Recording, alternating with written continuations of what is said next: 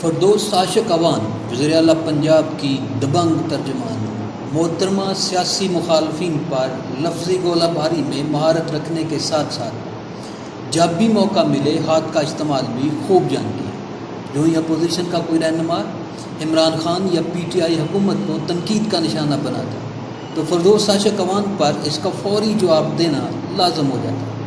جواب نہ دینے کی صورت میں محترمہ کا پی ٹی آئی اور عمران خان پر ایمان شاید مکمل نہیں ہوتا، اسی لیے فوری طور پر اسٹیج سجاتی ہیں، میڈیا کے نمائندوں کو بلایا جاتا ہے اور پھر ذل سبحانی اول، ذل سبحانی دوم، جعلی راجکماری جیسے الفاظ کی گونج ملک کے طول و عرض میں سنی جاتی ہے۔ محترمہ کبھی اینٹیں توڑتی دکھائی دیتی ہیں تو کبھی بیٹ اور بال کے ساتھ زور دکھاتی ہیں، اور کچھ نہ ہو تو کسی نہ کسی بیوروکریٹ سے منہ ماری کرنے میں دیر نہیں کرتی۔ اے سی سیالکوٹ کے ساتھ رمضان بازار میں کھڑے کھڑے محترمہ کا پارا ہائی ہو گیا اور پورے ملک نے دیکھا کہ فردوس عاشق اوان کیسے نہ صرف گرجی بلکہ برسی۔ جو کچھ بھی ہو، محترمہ میں ملک و قوم کا درد کوٹ کر بھرا ہوا ہے۔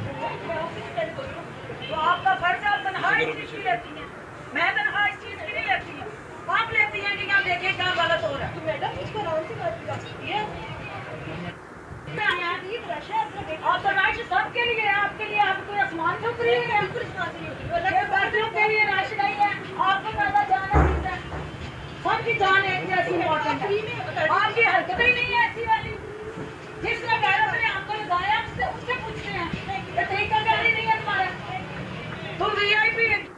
محترمہ سید یوسف رضا گیلانی کی کابینہ کا بھی حصہ رہی اور کابینہ کے اجلاس میں ان کے رونے دھونے کے چرچے سنے گئے۔ فردوس عاشق اوان نے یوسف رضا گیلانی کے سامنے شکایات کا ڈھیر لگا دیا تھا۔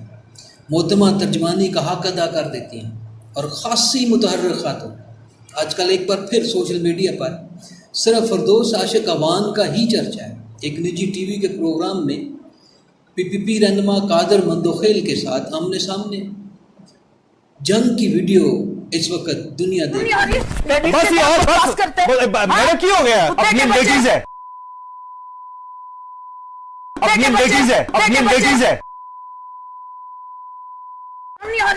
بس یار بس میرا کی ہو گیا اپنی لیڈیز ہے اپنی لیڈیز ہے۔ اس لڑائی کا پس منظر کیا ہے اس کے بارے میں تو وہ خود ہی زیادہ بہتر بتا سکتی ہیں، لیکن جس دلیری کے ساتھ وہ مندوخیل کو تھپڑ لگاتی ہیں اور باقاعدہ گریبان پکڑنے کی کوشش کرتی ہیں دکھائی دیتی ہیں وہ قابل تعریف ہے۔ یہ واقعہ پاکستانی سیاسی منظرنامے پر سیاسی عدم برداشت کی نشاندہی بھی کر رہا ہے۔ سیاسی مخالفین ایک دوسرے سے دست و گریبان ہوتے ہیں، الزامات بھی لگائے جاتے ہیں، مار کٹائی پر بھی اتر آتے ہیں۔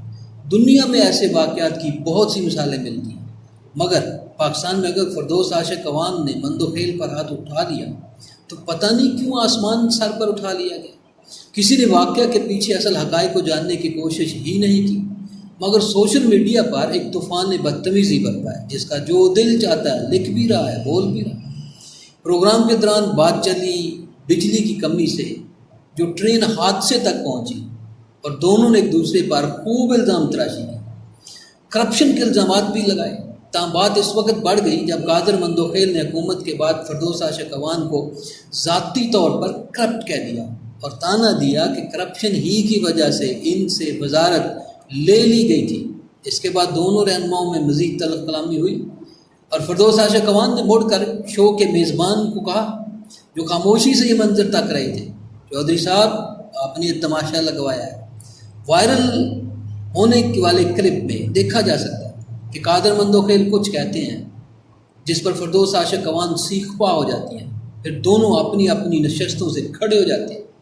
اس کے بعد پھر سے دونوں رہنماؤں کے درمیان تلخ کلامی ہوتی ہے اور پھر ایک آواز آتی ہے جس سے ظاہر ہوتا ہے کہ اس موقع پر نازیبا الفاظ استعمال کیے گئے۔ سوشل میڈیا پر چرچے ہونے کے بعد محترمہ نے قادر مندوخیل کے خلاف قانونی چارہ جوئی کی دھمکی دینے کی ویڈیو وائرل کی اور کہا کہ قادر مندوخیل نے ان کے مرحوم والد کو بھی گالیاں دیں اور بیہودہ الزامات عائد کیے۔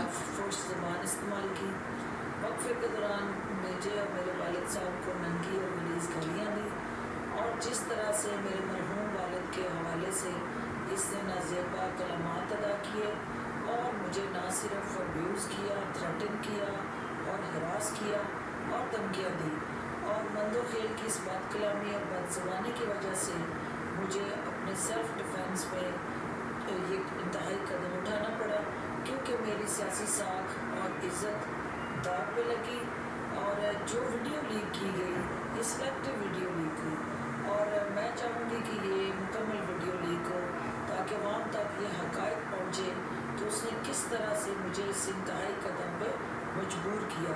لہٰذا میں اپنے قانونی ماہرین کے ساتھ مشاورت کے بعد یہ دوسری جانب قادر مندوخیل کا رد عمل بھی سامنے آیا ہے، جس میں ان کا کہنا ہے کہ انہیں بتا دیا گیا تھا کہ فردوس عاشق اوان اپنے سامنے کسی کو بولنے نہیں دیتی، تاہم وہ پہلی مرتبہ ان کے ساتھ کسی ٹاک شو میں شریک ہوئے تھے۔